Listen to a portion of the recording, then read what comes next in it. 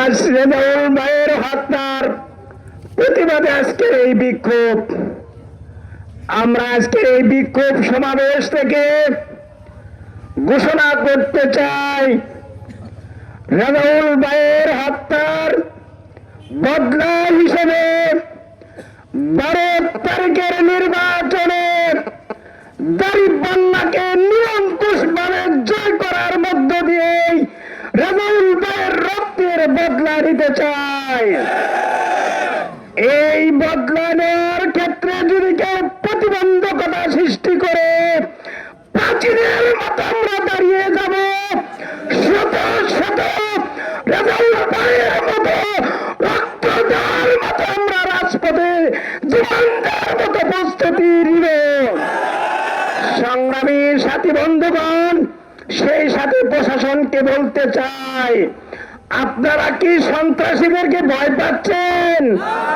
তাদের কি ধরতে গেলে আপনাদের উপর হামলা করবে? আপনারা আমাদের সহযোগিতা চান, আমরা আপনাদের সাথে আছি। এই সন্ত্রাসীদেরকে ধরতে হলে যদি আমাদের সহযোগিতা লাগে, আমরা আপনাদের পাশে আছি। তাহলে এই সন্ত্রাসীদের আস্তানা এই শেরপুরে আমরা রাখতে দিব না।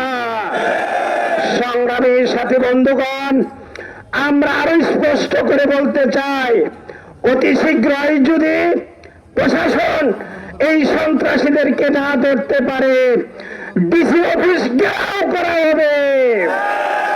সংগ্রামী সাথী বন্ধুগণ, আমরা আগামীকাল এই শহীদ রেজাউল করিম ভাইয়ের দোয়ার জন্য দোয়া দিবস ঘোষণা করছি এবং জিনাইগাতিতে 3টার সময় স্টেডিয়াম মাঠে এই দোয়ার আয়োজন করা হবে।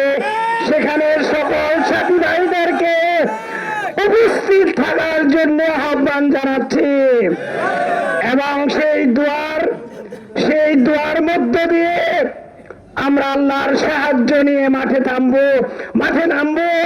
হয় জীবন নতুবা জয়।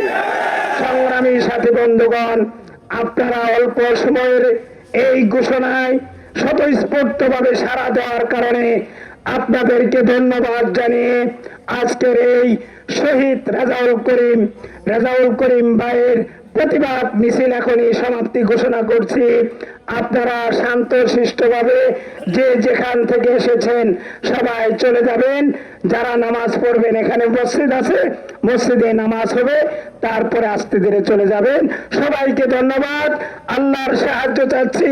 নাসরুম মিনাল্লাহি ওয়া ফাতহুন করিব ওয়া বাশশিরিল মুমিনিন। আসসালামু